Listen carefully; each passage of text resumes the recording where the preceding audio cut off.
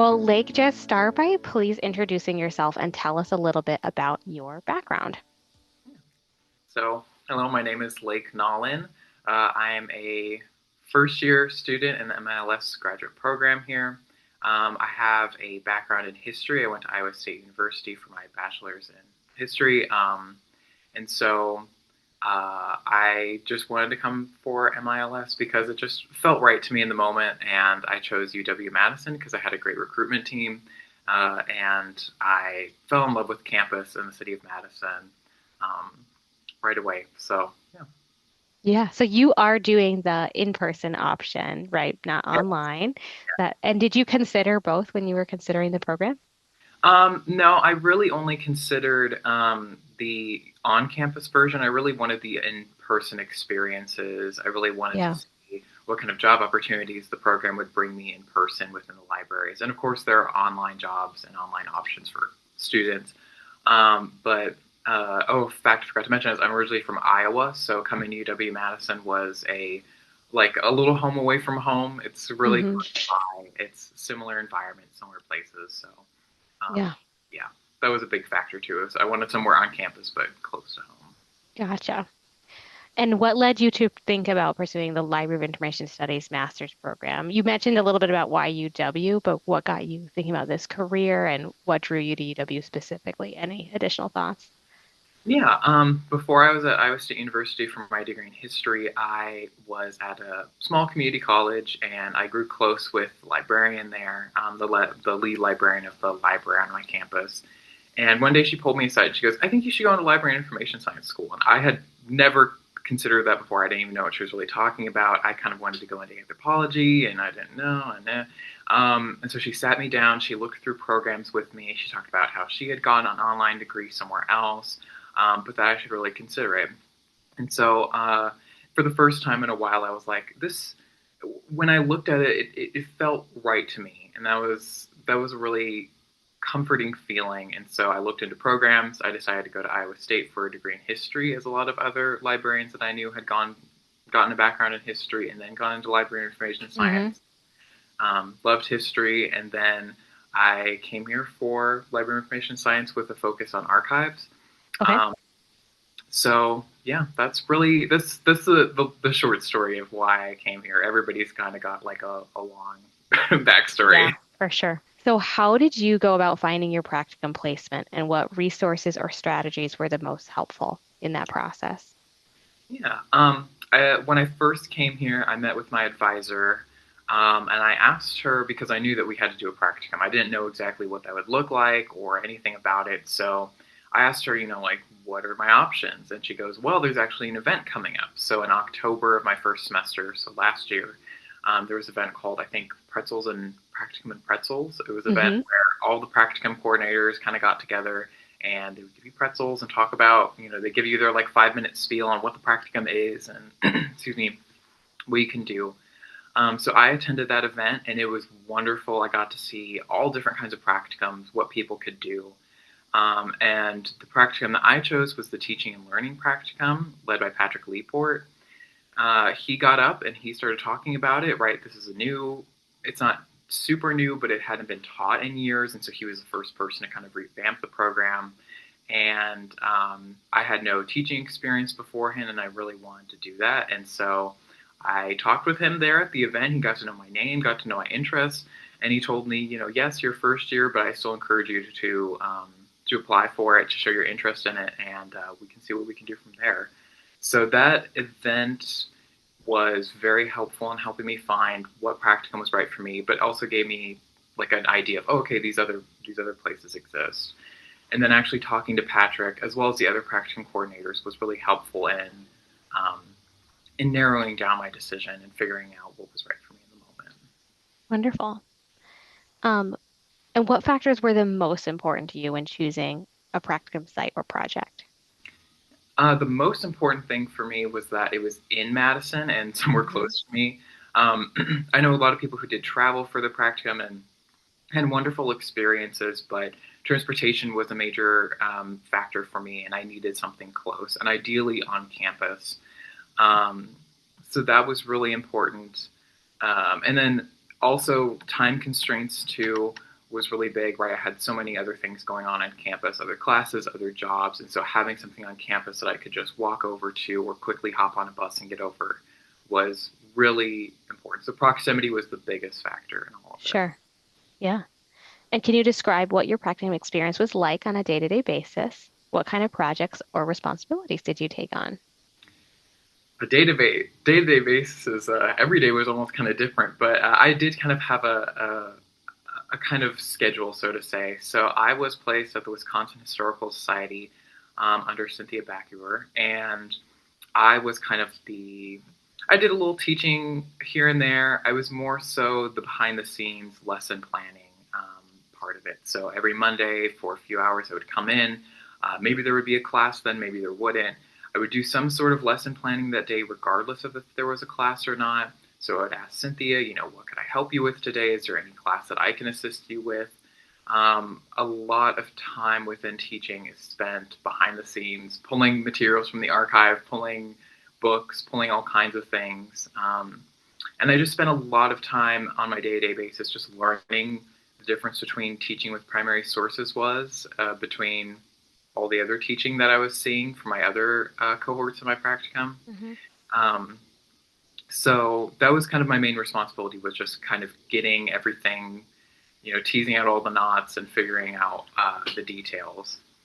Um, the kind of projects I took on was mainly just lesson planning. I did have one class that I was going to prepare and lead by myself, and so that was a big project for me. Um, Otherwise, we attended events, so sometimes I would help set up events, other classes, exhibits, but these were kind of smaller projects along the way. It was mainly the teaching, planning aspect of it. Yeah. Were the classes that you were assisting with and teaching part with the Wisconsin Historical Society or like UW-Madison college classes? Good question. I should have said that. They were part of UW-Madison. So Okay. they were usually undergraduate classes, kind of the history basics 101, how to learn with primary sources, um, what is a primary source, kind of that primary source literacy. So, yeah, we didn't really teach. There are a lot of other people that come in, groups, K through 12 groups come in. I didn't personally interact with them, but yeah, it was just UW-Madison for me. Got it. And when it came to trying to track those 120 practicum hours, it sounds like a lot of your work was pretty independent with the lesson planning. How did you go about that? That's a good point.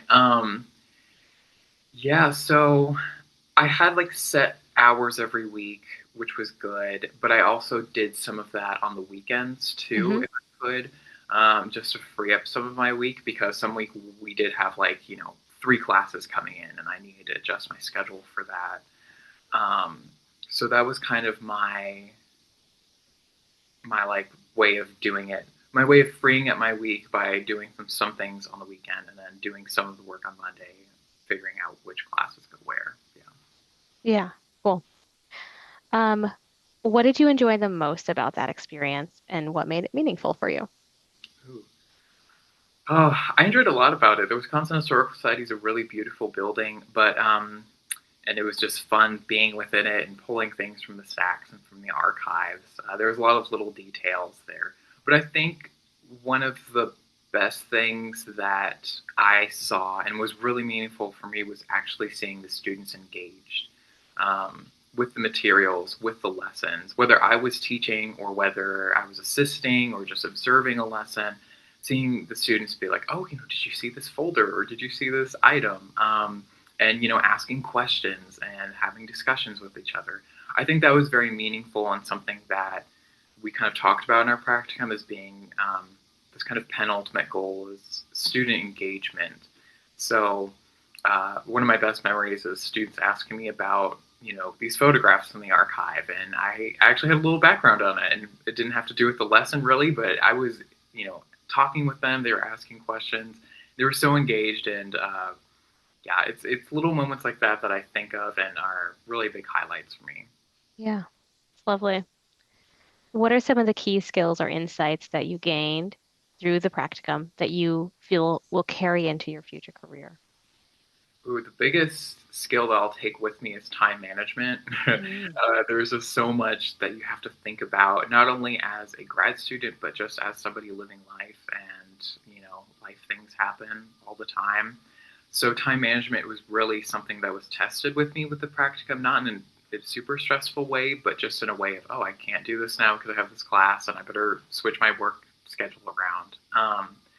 So that was very important. I would also say that public speaking was a great thing, and Mm. naturally teaching. I have a lot more experience than I did walking into the practicum, which is great. But just in general, addressing public, addressing anybody in a public setting, I feel a lot more comfortable with that. Just coming out of the experience of teaching. So those are great things that I'll be able to take with me into a career. Do you imagine yourself looking for jobs that have a teaching element attached to them? I do now. I do. Yeah. I looking around. Part of my practicum experience was we were supposed to look at jobs that we liked, but also had a little bit of teaching involved with it.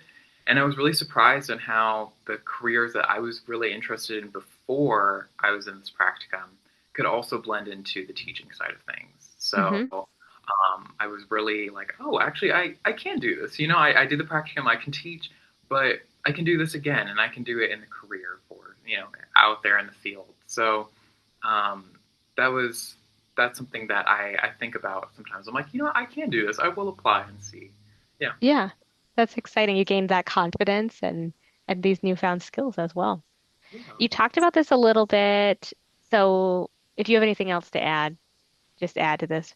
Um, it says balancing a practicum alongside coursework and other life responsibilities can be challenging. What strategies did you use to manage your time and stay organized? Yeah, that's a great one. Scheduling is so rough sometimes, and life just happens. But I think one of the biggest things is right. You're going to take your practicum. I knew I was taking my practicum the semester before, and I knew that I needed to free up some time. So Hmm. I decided to take an online class besides my practicum in another class. So that immediately just freed up half of a day for me, really. And then also I thought about what job, like my two jobs that I have on campus, how can I switch those around so that they're a little more flexible, or what isn't flexible, and let me work around that. So it's really a lot of time with your physical planner and figuring out how do I move things around, or how do I keep things in the same place. So um, that's what it's a lot of pre-planning, and Yeah. sometimes it's not always going to work out in the moment. Sometimes you're going to have a class that you're going to miss, or something else that happens. But that was my main strategy was really just figuring out beforehand what makes the most sense to me, and taking an online class and figuring out what I couldn't schedule around first really helped me figure out what I could do throughout the semester. Yeah, you pretty quickly into this program knew what your practicum was going to be, it sounds like. So Mm-hmm. how much time did you have in advance to start visualizing your semester? That's great. Yeah, I first knew about the teaching and learning practicum in October, Okay. and I was a little like, I really want to do it, but I'm not sure if I'll actually do it yet. I was told, as a first year, that it's really recommended you take your practicum in the second year, but I was like, I really want to do it, so and I don't know if it'll be taught again sometime soon. So I really thought about it for a while, and I knew there would be 120 hours, and that there would be some on-site placement teaching, but I didn't know exactly how that would look in a lot of ways.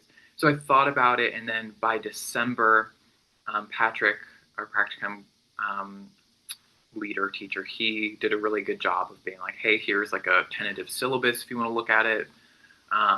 When we signed up for courses, we signed up later than the actual date too, so I had a little extra time to think about uh, what it was after he sent the syllabus, and we could figure out dates and so on. So that was really helpful.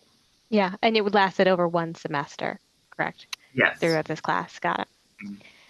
So looking back, is there anything that you would do differently or advice you'd offer to incoming students preparing for this requirement? Ooh. I really don't think I would do anything differently. I really loved my experience. I just really just dived in like head first, went in and all of it. And I don't regret any of it. Even when lessons went bad or I wasn't having the best day, I still look back in that and I take it as a learning lesson, and I Hmm. really think those are valuable to me. The advice that I would give for incoming students, especially first years or students coming in, is to not be scared of taking your practicum early. Especially if you've met with them, you go to the events, you talk with the practicum coordinators, right? They're there to help you and there to guide you through it. I know several other people in my first year cohort that also took their practicum, and they all had their own very unique and wonderful experiences. And it's a good way to start thinking about what careers you want and help build those skills earlier on. So, had I taken this my second year, probably would have had the same experience and it probably would have been really good. But now that I've taken it my first year, I really think that I have some skills that I can keep building upon, right? I can still have those relationships with Wisconsin Historical Society. I can go over and talk with Cynthia whenever I want. I'm not graduated and moved away. Hmm. And so I think just really going into it with an open mind and just trying to dive in is something that I would encourage to incoming students in first years. Great. Thank you so much. Is there anything else that you want to add? No, I think that was pretty much about it. Okay, great. Well, thank you so much for taking the time to chat with me today.